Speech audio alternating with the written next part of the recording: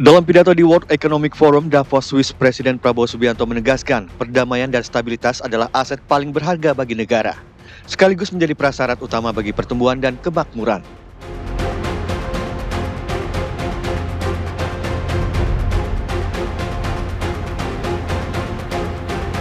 Pemerintah Jakarta berjibaku mengatasi banjir yang merendam sejumlah wilayah.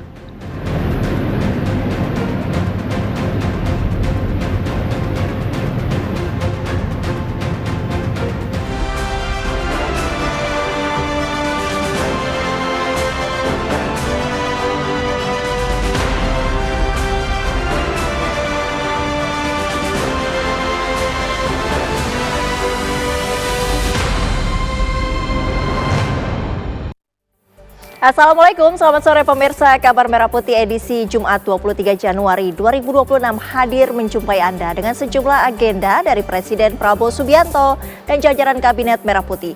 Di antaranya, Presiden Prabowo yang ikut menandatangani Dewan Perdamaian Gaza yang diprakarsai Presiden Amerika Serikat Donald Trump. Saya Sita Paprika, inilah Kabar Merah Putih selengkapnya untuk Anda.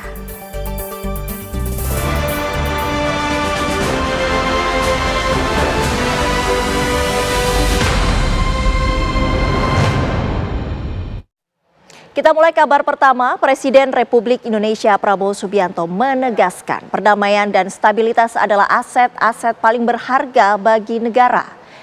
Itu sekaligus menjadi prasyarat utama bagi pertumbuhan dan kemakmuran. Presiden Prabowo mengingatkan dunia saat ini menghadapi kondisi penuh tantangan, ditandai dengan terus terjadinya konflik serta melemahnya rasa percaya antar negara, antar institusi, dan antar bangsa. Kepala negara menyinggung penilaian Dana Moneter Internasional IMF yang menggambarkan Indonesia sebagai salah satu titik terang ekonomi global. Penilaian tersebut didasarkan pada kinerja ekonomi Indonesia yang tetap kuat di tengah tekanan eksternal, termasuk ketegangan perdagangan, pengetatan kondisi keuangan global, serta ketidakpastian politik internasional.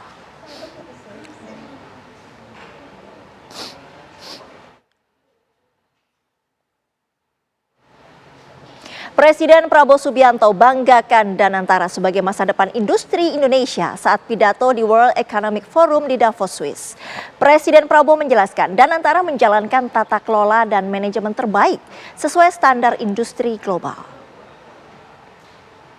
Distinguished friends, in addition to requiring peace and stability, growth requires statecraft and capital. In particular, the efficient allocation and reallocation of capital. That is why last February, we established our Sovereign Wealth Fund, Danantara Indonesia. Danantara means the energy to power the future of Indonesia. Danantara is a sovereign wealth fund with $1 trillion in assets under management. With Danantara, I can stand here in front of you as an equal partner. Indonesia is now not only a land of peace and stability. Indonesia now is more and more the land of opportunity. Once again, I mentioned that I am convinced that our growth, the growth of our economy will be significantly surprising to many in the world. With Danantara, Indonesia is now able to be your partners. We will co-invest and grow with you. Danantara is established to finance and co-finance the industries of the future. We are determined to industrialize our country in a significant way. The industries of the future must be executed well and wisely. That is why we built Danantara with strong oversight and institutional responsibility. And we try to find the best executives to direct the leadership of Danantara. Danantara now manages 1,044 state-owned enterprises. Pemirsa, Indonesia resmi bergabung dengan Board of Peace atau Dewan Perdamaian yang diprakarsai oleh Presiden Amerika Serikat Donald Trump. Fokus utama Board of Peace adalah memperkuat perdamaian di Gaza. Di sela-sela World Economic Forum 2026 di Davos, Swiss, Presiden Prabowo Subianto hadir langsung di acara peluncuran Board of Peace atau Dewan Perdamaian. Piagam yang diprakarsai Presiden Amerika Serikat Donald Trump ini bertujuan untuk memperkuat jalannya perdamaian di Gaza. Prabowo Subianto ikut menandatangani piagam tersebut. Kepala negara menyatakan keikutsertaan Indonesia dalam Dewan Perdamaian Gaza bisa memiliki peran untuk mencapai perdamaian di Palestina. Tidak hanya itu, Dewan Perdamaian juga bisa mempercepat rekonstruksi Gaza dan Palestina. Saya kira ini kesempatan bersejarah. Ini kesempatan bersejarah. Ini benar-benar peluang untuk mencapai perdamaian di Gaza. Yang jelas penderitaan rakyat Gaza sudah berkurang, sangat berkurang, ya, sangat berkurang. Bantuan-bantuan kemanusiaan begitu deras, begitu besar sudah masuk. Saya sangat berharap dan Indonesia siap ikut serta. Yes, siapa yang ingin perdamaian di situ, siapa yang ingin bantu rakyat Gaza, rakyat Palestina? Ya. Oke. Terima kasih. Sementara itu, Presiden Amerika Serikat Donald Trump mengatakan Board of Peace tidak hanya fokus pada Gaza, tetapi juga konflik di wilayah lain. Sejumlah negara Timur Tengah seperti Turki, Mesir, Arab Saudi, dan Qatar, serta negara berkembang termasuk Indonesia telah bergabung. Namun negara-negara besar dunia dan sekutu Amerika Serikat terlihat masih bersikap hati-hati. Trump juga menyebut anggota tetap harus membantu pendanaan dengan pembayaran masing-masing sebesar $1 miliar Amerika Serikat. Tim TV One mengabarkan. Menteri Luar Negeri Sugiono memaparkan alasan Indonesia bergabung dalam Board of Peace. Kehadiran Board of Peace merupakan langkah konkret dalam upaya mendorong perdamaian global dan penyelesaian konflik di Gaza Palestina. Indonesia, seperti kita ketahui bersama, di Board of Peace ini merupakan wujud dari langkah strategis, konstruktif, dan juga konkret dalam rangka mendukung kemerdekaan Palestina dan juga dalam waktu yang dekat ini menyelesaikan konflik yang terjadi di Gaza. Dan kita harapkan setelah pembentukan Board of Peace ini, seperti tadi yang disampaikan bahwa dalam waktu 1 minggu perbatasan Rafah akan segera dibuka untuk jalur bantuan kemanusiaan dan juga akan dibentuk semacam International Stabilization Force, tapi ini juga merupakan satu bagian dari proses yang dilakukan dalam rangka mencapai perdamaian di Gaza. Pemirsa, usai berpidato di Kongres World Economic Forum di Davos, Swiss, Presiden Prabowo Subianto dan rombongan berkunjung ke Pavilion Indonesia. Presiden Prabowo mendapatkan sambutan hangat dari diaspora Indonesia.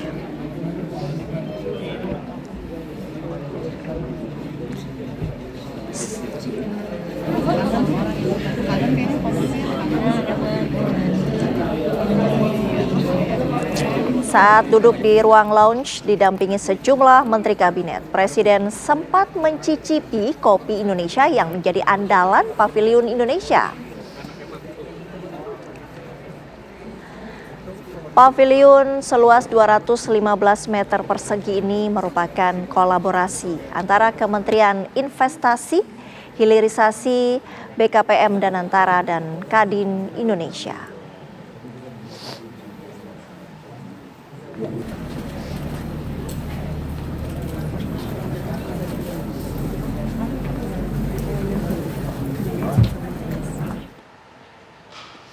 memperbarui agenda dari Presiden Prabowo Subianto usai menghadiri World Economic Forum dan Board of Peace di Davos, Swiss, kita bergabung dengan reporter TV One Miranti Hirsman.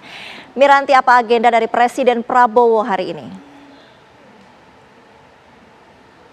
Selamat siang, Sita Paprika, dan selamat siang pemirsa TV One. Agenda Presiden Prabowo hari ini adalah meninggalkan Swiss sekitar tengah hari.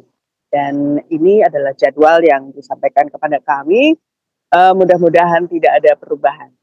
Jadi kemarin memang pada hari Kamis merupakan sebuah agenda yang sangat padat bagi Presiden Prabowo Subianto dan rombongan, di mana sejak pagi Presiden Prabowo Subianto sudah menghadiri undangan dari Presiden Amerika Serikat Donald Trump untuk hadir dalam sebuah paparan dari Presiden Donald Trump di Board of Peace yang diakhiri dengan sebuah penandatanganan dokumen untuk bergabung dalam Board of Peace yang intinya adalah mendukung perdamaian di Gaza. Hal ini juga masih menjadi berbagai perbincangan di dunia internasional karena beberapa negara seperti Inggris dan juga Perancis masih berpikir ulang apakah mereka akan bergabung dengan Board of Peace yang diinisiasi oleh Presiden Trump ini. Kita ketahui setidaknya ada 35 negara yang sudah bergabung dari 50 negara yang diundang oleh Presiden Trump. Kemudian memang seperti kita lihat bahwa kemarin Presiden Prabowo Subianto nampaknya juga sangat bersemangat atas bergabungnya Indonesia dalam Board of Peace ini. Kemudian kita ketahui bersama bahwa setelah penandatangan tersebut, Presiden Prabowo Subianto sempat beristirahat di sebuah hotel, tepatnya di depan Pavilion Indonesia, dan kemudian melanjutkan perjalanan kembali ke Kongres, dan di situ Presiden Prabowo Subianto memberikan pidatonya selama hampir 1 jam. Yang menarik, Sita, bahwa pada saat Presiden Prabowo Subianto memberikan pidatonya, tidak semua orang dapat mendapat akses ke dalam gedung Kongres World Economic Forum. Dan yang terjadi adalah beberapa delegasi Indonesia yang tidak bisa masuk akhirnya nonton bareng di Pavilion Indonesia, karena selama hampir 1 jam itu memang pidato Presiden Prabowo Subianto sangat menarik dan juga memaparkan berbagai ide-ide dan juga capaian-capaian yang telah diraih oleh Presiden Prabowo Subianto dan kabinetnya. Dan ini merupakan hal yang penting juga bagi investasi untuk menarik investasi untuk Indonesia.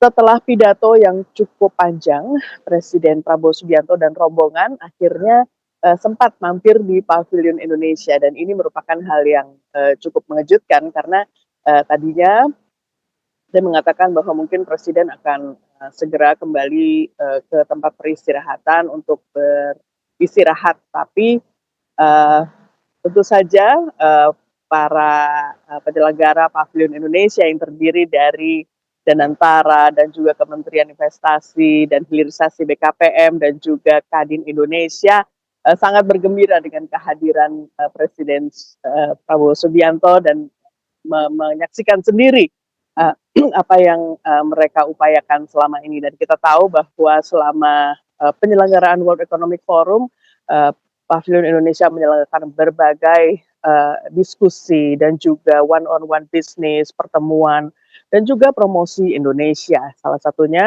Malam Indonesia dan juga Kopi Indonesia. Satu hal lagi yang penting, Sita Paprika, di sini bahwa Ketua Umum Kadin Indonesia, Anindya Novian Bakri, sempat juga menjadi pembicara dalam sesi World Economic Forum dalam tema kelistrikan yang berkelanjutan di kota-kota. Baik. Bagaimana bagaimana diskusi itu berlangsung, nanti kita tunggu laporan saya dari dalam. Miranti Hirsman langsung dari Davos, Swiss. Terima kasih. Banjir merendam sebagian wilayah Jakarta. Informasinya usai jeda.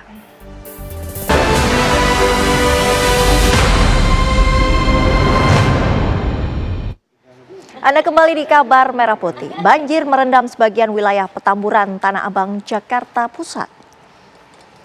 Ketinggian air 50 cm. Banjir akibat meluapnya air kali banjir Kanal Barat. Menurut warga, banjir kali ini adalah banjir 5 tahun sekali yang melanda wilayah tempat tinggal mereka. Warga membutuhkan makanan, pakaian, dan susu untuk balita.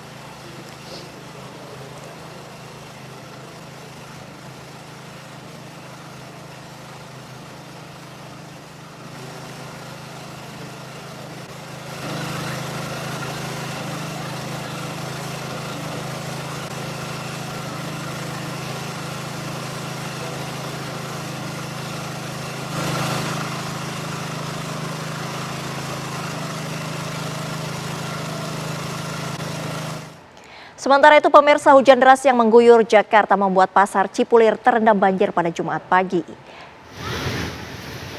Buruknya sistem drainase di kawasan tersebut membuat air masuk ke pasar Cipulir. Ketinggian air berkisar 10 hingga 30 cm. Sejumlah toko terlihat tutup. Sementara para pedagang yang membuka lapak membersihkan toko dan merapikan barang dagangan agar tidak terkena banjir.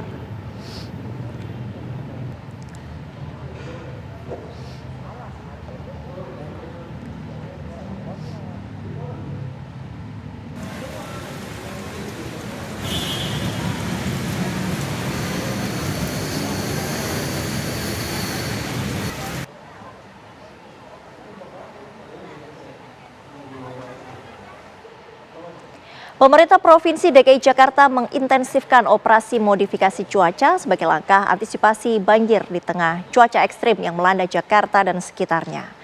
Gubernur Jakarta Pramono Anung menyebut modifikasi cuaca dilakukan karena tingginya curah hujan dalam beberapa hari terakhir. Seiring kondisi tersebut, Pemprov DKI Jakarta memutuskan memperpanjang pelaksanaan operasi modifikasi cuaca hingga 27 Januari mendatang sesuai rekomendasi BMKG. Selain itu, Pemprov Jakarta juga telah mengeluarkan kebijakan WFH dan pembelajaran jarak jauh untuk para siswa. Pemerintah DKI Jakarta sudah mengeluarkan surat edaran untuk work from home yang dikeluarkan oleh Dinas Tenaga Kerja maupun school from home yang dikeluarkan oleh Dinas Pendidikan. Kenapa ini kami lakukan? Kami keluarkan karena untuk mengantisipasi banjir dan juga kemacetan yang ada di Jakarta. Dan untuk memperbarui kabar terbaru dari banjir di Jakarta, kita bergabung dengan reporter TV One Haikal Vandea di Cipulir, Jakarta Selatan, dan Atika Harahap di Cengkareng, Jakarta Barat. Kita ke Haikal terlebih dahulu, bagaimana kondisi banjir di Cipulir saat ini, Haikal? Ya, baik pemirsa TV One, selamat siang. Kami kabarkan kembali banjir yang masih terlihat di belakang saya ini, salah satunya di Jalan Suwardi, Kebayoran Lama, Jakarta Selatan, masih belum surut dari sejak pagi tadi, juga diakibatkan dari intensitas hujan yang cukup tinggi pada Jumat dini hari, namun di pemukiman warga ini terdampak pada RT 8 RW 10 pada Gang Suwardi, Kebayoran Lama, Jakarta Selatan. Hingga saat ini belum ada aktivitas warga, namun masih terlihat air menggenangi beberapa rumah yang terdampak ini. Kami ditanyakan ada 53 kepala keluarga yang terdampak dari hujan hingga banjir di pemukiman. Hingga saat ini juga masih dilakukan penyisiran oleh petugas lingkungan maupun petugas SAR gabungan untuk memastikan warga diperkirakan untuk aktivitas yang nantinya sekiranya aman untuk dilalui maupun pada sore nanti begitu. Jakarta Selatan kita bergeser ke Jakarta Barat, ada Atika Harahap di Cengkareng. Bagaimana kondisi banjir di sana, Atika? Ya baik, selamat sore Sita dan juga pemirsa TV One. Kalau ditanya kondisi banjir di sini, memang kalau saat ini saya berada langsung di Cengkareng Drain Jakarta Barat begitu ya Sita, dan baru saja ini ada kunjungan dari pemerintah Provinsi DKI Jakarta.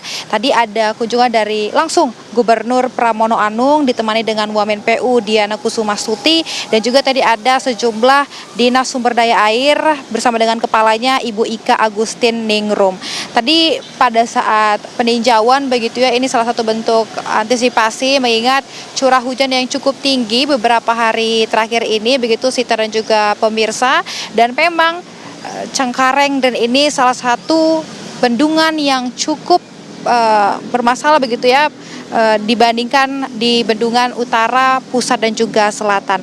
Tadi disampaikan oleh Pramono Anung bahwa ada beberapa poin yang disampaikan Pramono Anung kepada kami para awak media. Di antara yang pertama tadi Pramono menyampaikan bahwa baru saja dilakukan operasi modifikasi cuaca yang ketiga hari ini, hari Jumat begitu, mengingat cuaca yang masih gelap dan curah hujan yang cukup tinggi dengan hari ini. Karena memang Pramono mengatakan bahwa ia mengizinkan untuk sekarang ini dilakukannya setiap hari dengan dilakukan 3 kali sampai dengan nanti tanggal 27 Januari 2026, dan itu sesuai dengan rekomendasi BMKG begitu ya. Tadi Pramono Anung menyampaikan bahwa dengan adanya antisipasi operasi modifikasi cuaca ini semua bisa mendapatkan manfaatnya. Karena tadi Pramono menyampaikan Jakarta Barat inilah sebagai kuncinya dari berbagai sungai di wilayah Jakarta ini. Kemudian tadi juga Pramono Anung menyampaikan di poin kedua bahwa kunjungan ini dilakukan untuk mengecek langsung bagaimana kondisi di bendungan Cengkareng di wilayah Jakarta Barat ini, memastikan bahwa pintu air ini betul-betul berfungsi dengan baik, ditemani dengan pemerintah terkait. Tadi ada Dinas Sumber Daya Air Provinsi Jakarta dan juga ada Wamen PU. Dan kalau kami lihat memang begitu ya, di sini bendungannya cukup tinggi, dan tadi harapan dari Pramono mengatakan bahwa agar bisa segera normal seperti bendungan-bendungan di wilayah lainnya, diantaranya ada Jakarta Utara, Jakarta Timur, dan Jakarta Selatan yang saat ini dikatakan kondisinya sudah normal begitu, sehingga ini memang untuk di bendungan di Jakarta Barat ini menjadi fokus dari pemerintah untuk segera dilakukan langkah-langkah untuk antisipasi dari curah hujan yang cukup tinggi di wilayah Jabodetabek akhir-akhir ini. Sementara kondisi di Jakarta Barat, kembali ke studio Sita. Atika Harahap langsung dari Cengkareng, Jakarta Barat, dan tadi ada rekan Haikal Vandea dari Kebayoran Lama, Jakarta Selatan. Terima kasih rekan-rekan. Pemirsa, Pegadaian gelar rangkaian program Undian Badai Emas yang diselenggarakan di Ballroom The Gate Tower, Jakarta Pusat. Undian Badai Emas merupakan bentuk apresiasi Pegadaian kepada nasabah. Pegadaian mengadakan program Undian Badai Emas yang merupakan bentuk apresiasi Pegadaian kepada nasabah, sekaligus komitmen perusahaan dalam mendorong budaya investasi emas yang inklusif dan berkelanjutan. Ada 452 pemenang dan periodenya sejak bulan Mei tahun 2025. Jadi udah 1 tahun kita buat gitu ya. Ini adalah pengundian yang kedua. Jadi pengundian pertama ada di tahun lalu. Jadi tadi kita sudah undi, senang sekali ya kita sudah undi, ada 2 grand prize gitu ya. Satu adalah grand prize tabungan emas 1 kilo, dan satu lagi paket haji ya untuk satu pemenang, dan itu untuk produk Pegadaian Syariah. Kita ingin nasabah semakin eager lagi, semakin minat lagi untuk bertransaksi dan nabung emas di Pegadaian gitu ya. Yang kedua adalah kita juga ingin meningkatkan program-program untuk loyalitas nasabah-nasabah kita, karena nasabah kita saat ini totalnya ada 26 juta nasabah, dan kita ingin nasabah kita tentunya terus bertransaksi, terutama untuk menggunakan aplikasi Tring. Acara ini juga turut disaksikan oleh Kementerian Sosial RI, Dinas Sosial, yang menjadi saksi transparansi undian ini. Kami dari Kementerian Sosial juga mengucapkan terima kasih kepada pihak Pegadaian, karena dengan berizinnya undian gratis berhadiah ini turut juga untuk berkontribusi untuk dana usaha kesejahteraan sosial. yang ada di Kementerian Sosial yang untuk masyarakat yang memerlukan atau untuk masyarakat yang rentan seperti itu. Prosedur dan aturan yang berlaku, kami dari Dinas Sosial selaku saksi telah menyaksikan bahwa undian ini dilakukan secara ketentuan yang berlaku. Mungkin masyarakat lebih peduli lagi untuk segera memanfaatkan badan usaha Pegadaian ini untuk sebagai tempat solusi untuk masyarakat. Melalui acara ini, Pegadaian berkomitmen untuk terus memprioritaskan nasabah dan mengadakan undian di tahun berikutnya. Dari Jakarta, tim TV One mengabarkan. Kabar Merah Putih masih akan kembali usai jeda, tetaplah bersama kami.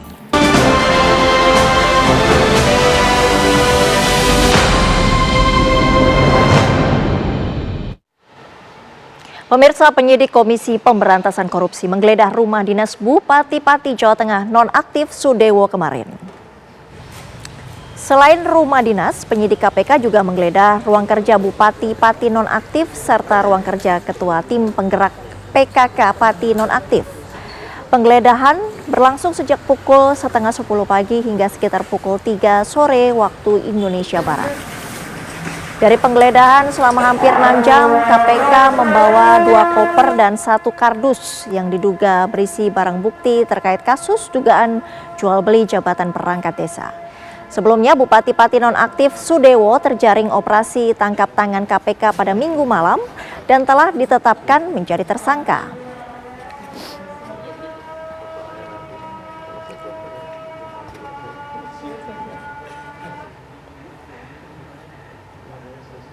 Kita beralih ke informasi lain. Komisi 11 DPR hari ini menggelar fit and proper test calon deputi Gubernur Bank Indonesia.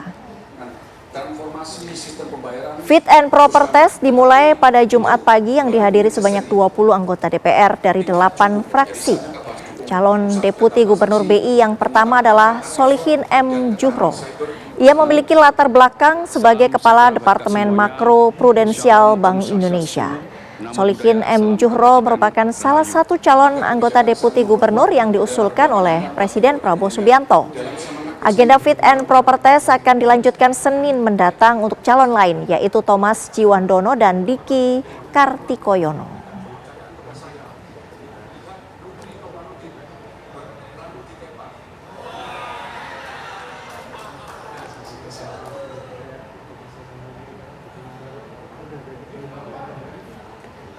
Pemirsa, pada hari ke-7 operasi pencarian dan evakuasi tim SAR gabungan berhasil menemukan seluruh korban kecelakaan pesawat ATR 42500 di lereng Gunung Bulu Saraung, Kabupaten Pangkep, Sulawesi Selatan.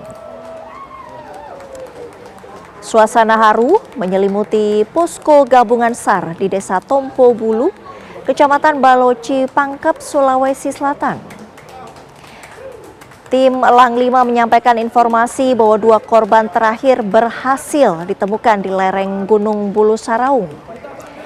Dengan ditemukannya 2 korban terakhir tersebut, seluruh korban yang berjumlah 10 orang sesuai dengan manifest dinyatakan telah ditemukan. Tim SAR gabungan yang terdiri dari Basarnas, TNI Polri, serta relawan ekstra keras menghadapi medan terjal, jurang curam, dan kondisi cuaca yang tidak menentu. Proses evakuasi dilakukan dengan teknik khusus menggunakan metode vertical rescue serta sistem tali untuk menjangkau lokasi korban yang berada di lereng gunung.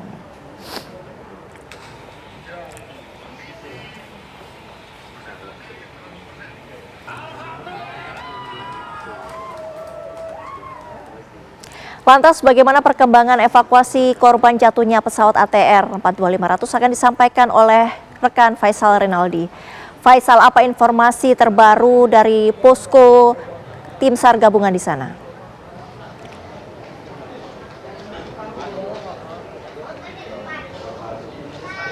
Ya, Sita, untuk informasi terbaru dari posko tim SAR gabungan, tempat kami mengabarkan bahwa tadi sekitar berhasil dievakuasi menggunakan jalur udara, yakni dibawa menggunakan helikopter untuk dibawa ke Makassar. Lalu untuk selanjutnya memang nantinya akan dilakukan identifikasi lebih lanjut oleh tim DVI. Artinya Sita dan juga pemirsa, untuk proses pencarian dan juga proses evakuasi korban pesawat ATR 42500 saat ini sudah selesai dilakukan. Ke-10 korban seluruhnya sudah berhasil ditemukan dan juga sudah berhasil dievakuasi. Untuk hari ini sendiri, Sita dan juga pemirsa, tadi sekitar pukul 8:30 waktu Indonesia Tengah, korban 9 berhasil ditemukan, kemudian dilanjutkan dengan pukul 9 waktu Indonesia Tengah, korban ke-10 berhasil ditemukan pula. Untuk titiknya, memang korban ke-9 dan juga ke-10 ini memang jaraknya tidak jauh dengan korban-korban sebelumnya, masih di radius yang sama, namun lebih ke bawah lagi, atau sekitar lebih dari 250 meter ke arah bawah atau ke arah jurang dari puncak Gunung Bulu Saraung. Kemudian dapat kami informasikan pula untuk selanjutnya memang nanti akan dilakukan identifikasi karena hingga saat ini Sita dan juga pemirsa untuk total secara keseluruhan informasi terakhir yang kami dapatkan baru 2 korban yang sudah diidentifikasi dan juga sudah dikembalikan ke pihak keluarga untuk dimakamkan, dan sisa 8 korban lagi yang nantinya kita akan pantau sama-sama proses identifikasinya untuk bisa mengetahui identitas daripada korban tersebut sebelum nantinya dikembalikan ke pihak keluarga. Dan untuk di posko tempat kami mengabarkan saat ini, kita juga nanti akan nantikan proses penutupan operasi SAR yang nantinya akan dilakukan, karena untuk saat ini memang petugas dari tim SAR gabungan yang sudah kembali dari pegunungan saat ini sudah kembali di posko. Kita akan informasikan lebih lanjut kepada Anda, Sita. Faisal Rinaldi langsung dari Kabupaten Pangkep, Sulawesi Selatan. Terima kasih. Banjir merendam Jalan Bintara Raya, Bekasi Barat, Kota Bekasi. Ketinggian air mencapai 70 cm. Warga yang nekat terobos banjir mengalami mogok dan harus mendorong motornya. Jalan Bintara Raya adalah akses penghubung dari arah Kranji menuju Pondok Kopi, Jakarta Timur. Banjir akibat luapan Kali Cakung. Saat ini warga diimbau untuk menghindari Jalan Bintara Raya dan mencari alternatif lain seperti melewati Jalan I Gusti Ngurah Rai.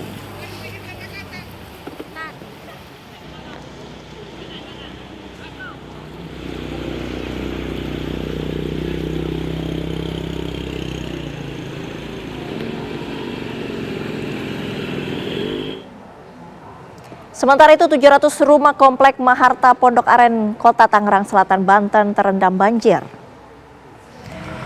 Luapan anak Kali Angke dengan cepat memasuki permukiman. Ketinggian air mulai dari 40 cm hingga 80 cm. Warga sangat mengharapkan bantuan perahu karet untuk akses keluar masuk komplek dan untuk evakuasi. Selain merendam perumahan, banjir juga merendam Jalan Pondok Kacang Timur yang menghubungkan Pondok Aren menuju Ciledug.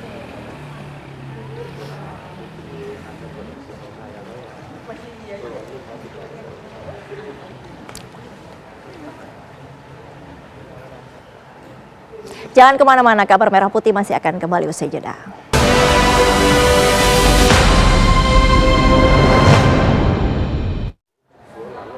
Anda masih menyaksikan kabar Merah Putih. Menteri Energi dan Sumber Daya Mineral Bahlil Lahadalia menargetkan Indonesia berhenti mengimpor BBM non-subsidi pada tahun 2027 mendatang. Hal itu dikatakan Bahlil dalam rapat kerja bersama Komisi 12 DPR Kamis kemarin. Saat ini Kementerian SDM tengah merancang agar tahun 2027 Indonesia tidak lagi mengimpor BBM RON 92, 95, dan 98. Namun yang diimpor hanya minyak mentahnya saja. Bahlil juga menjelaskan jika tahun ini Indonesia sudah tidak mengimpor solar tipe CN48. Sementara untuk solar jenis CN51 akan dihentikan impornya pada semester 2 tahun 2026. Impor BBM di 2026 khusus untuk solar sudah kita putuskan tidak melakukan impor di C48. Namun C51 karena volumenya kecil dan pabrik refinery kita belum siap memenuhi kebutuhan dalam negeri, akan dilakukan penghentiannya di semester 2 di 2026. Untuk bensin RON 92, 95, 98 tetap kita masih melakukan impor sampai dengan 2027 ketika ekspansi produktivitas produksi RDMP di kilang dalam negeri sudah mencukupi. Ya. Kita ke informasi selanjutnya, Kemenko Infrastruktur dan Pembangunan Kewilayahan bersama Kementerian Pekerjaan Umum memperkuat suplai air bersih melalui sistem penyediaan air minum Karangbaru untuk menopang layanan publik di Aceh Tamiang, termasuk rumah sakit umum daerah setempat pasca bencana. Menteri AHY bersama Menteri Dodi Anggodo melihat langsung fasilitas RSUD Aceh Tamiang. Penanganan sistem penyediaan air minum di wilayah Karangbaru menjadi prioritas karena perannya yang vital dalam pemenuhan kebutuhan dasar air bersih, khususnya bagi operasional rumah sakit dan layanan kesehatan masyarakat. Melalui pendekatan design and build, Kementerian PU mempercepat pembangunan instalasi pengolahan air atau IPA baru dan reservoir berkapasitas 1.000 meter kubik dengan target penyelesaian Juli 2026. Sambil menunggu perbaikan jaringan existing dan optimalisasi IPA mobile terus dijalankan agar pasokan ke RSUD Aceh Tamiang tetap terjaga. Ada instalasi yang beton itu sudah baik berfungsi seperti sedia kala, sedangkan instalasi yang baja itu rusak, perlu perbaikan dan pembangunan baru, termasuk reservoir. Tadi saya juga cek ke atas, ada fase-fasenya, ada prosesnya, ada koagulasi pertama kali, pengadukan cepat, pengadukan lebih lambat, sampai dengan proses sedimentasi dan akhirnya bisa menjadi sumber air bersih yang sudah memenuhi standar kesehatan.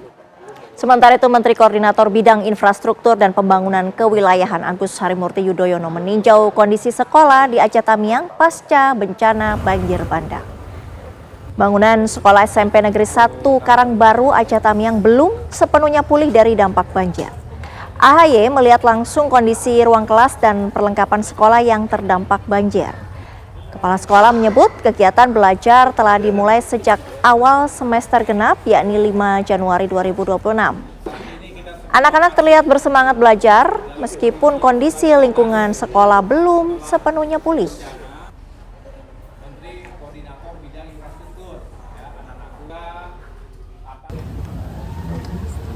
Ada sejumlah upaya yang telah dilakukan, termasuk untuk mengatasi lumpur. Tadi kalau kita lihat, nah ini berarti ini kurang lebih tingginya 3 meteran, 3 meteran. Sudah secara umum bisa kita bersihkan lumpur, tapi tentu masih ada sisa di sana sini, tanahnya juga masih lembek ya. Lalu ruang-ruang kelas sebagian sudah dibersihkan, sehingga itu yang digunakan untuk ruang komunal.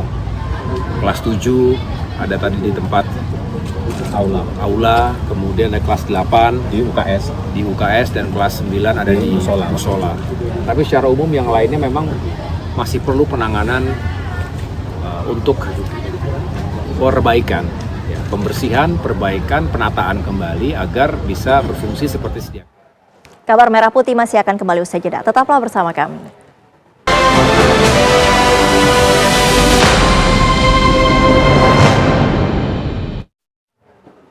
Kepala Badan Gizi Nasional BGN meninjau Satuan Pelayanan Pemenuhan Gizi SPPG di wilayah perbatasan Sebatik, Kalimantan Utara.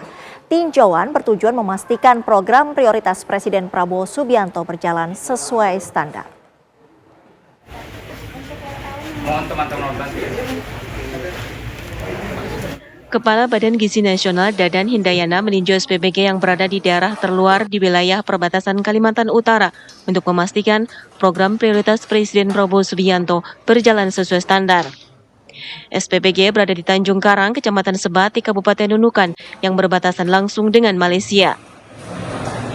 Menurut Dadan Hindayana, SPPG Astrada Garuda Jaya sudah memiliki standar sesuai juknis yang dikeluarkan Badan Gizi Nasional dan bisa dijadikan percontohan oleh SPPG lainnya, khususnya di daerah terluar atau perbatasan NKRI.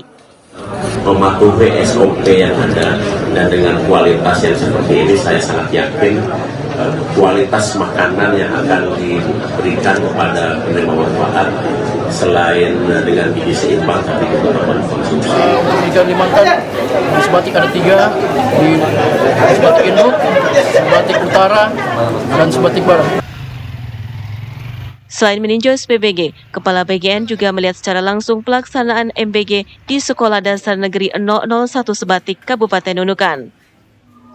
Dari Sebatik, Kalimantan Utara, tim TV One mengabarkan. Ketua MPR RI Ahmad Muzani menerima kunjungan Ketua Majelis Nasional Korea Selatan Woo Won-sik beserta delegasi di Kompleks Parlemen Senayan, Jakarta, Kamis sore. Pertemuan tersebut membahas sejumlah agenda seperti tren hiburan drama Korea hingga investasi dan perdagangan antara Indonesia dan Korea Selatan. Menurut Muzani, delegasi Korea Selatan menyampaikan sejumlah keluhan dari perusahaan-perusahaan Korea Selatan di Indonesia. Mereka berharap pimpinan MPR turut menyampaikan keluhan yang dialami perusahaan dan investor Korea Selatan di Indonesia kepada pemangku kepentingan. Muzani berjanji akan menyampaikan keluhan tersebut agar bisa segera diatasi. Yang Mulia Ketua juga menyampaikan bahwa di antara banyak perusahaan Korea Selatan termasuk investor Korea Selatan yang ada di Indonesia juga ada beberapa persoalan atau masalah. Harapannya persoalan tersebut bisa dikomunikasikan dengan para pemangku kepentingan sehingga investasi yang selama ini sudah berjalan antara Korea Selatan dengan Indonesia bisa bertambah baik dan bertambah lancar lagi. Itulah beberapa. Pemirsa, Perum Bulog menggelar olahraga dan sesi diskusi terbuka bersama Forum Wartawan Bulog di kawasan Kuningan, Jakarta Selatan. Dirut Bulog Ahmad Rizal berharap sinergitas ini dapat menjalin komunikasi intens serta informasi edukatif ke kalangan masyarakat menyoal ketersediaan pangan serta misi pemerintah di sektor pangan. Terlebih tahun ini Bulog menyandang misi swasembada pangan dengan target melampaui tahun lalu dengan jumlah target 4 juta ton beras pada 2026. Dalam mengejar misi tersebut, Bulog telah mencanangkan penyiapan 100 gudang Bulog dan sesuai dengan bantuan Presiden Prabowo Subianto. Tak hanya beras, Bulog juga menargetkan logistik lain seperti minyak hingga kedelai dapat tercapai sesuai harapan guna mendukung berbagai misi pemerintah seperti swasembada pangan.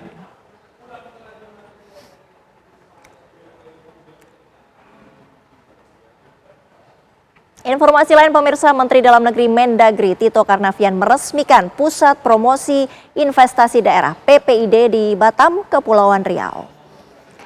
Kementerian Dalam Negeri mendorong kolaborasi antara Asosiasi Pemerintah Kabupaten seluruh Indonesia (APKASI) dengan International Business Association (IBA) dapat mendorong pemasaran produk lokal dari berbagai daerah melalui Pusat Promosi Investasi Daerah PPID.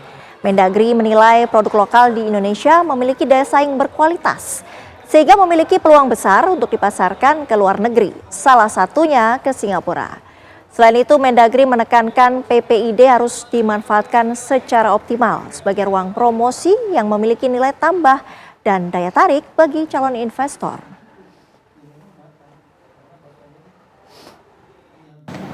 Kita berharap perusahaan-perusahaan besar itu bisa mengetahui produk kita dan juga sebagai finance hub, pusat jasa keuangan dan sekaligus mengundang investasi.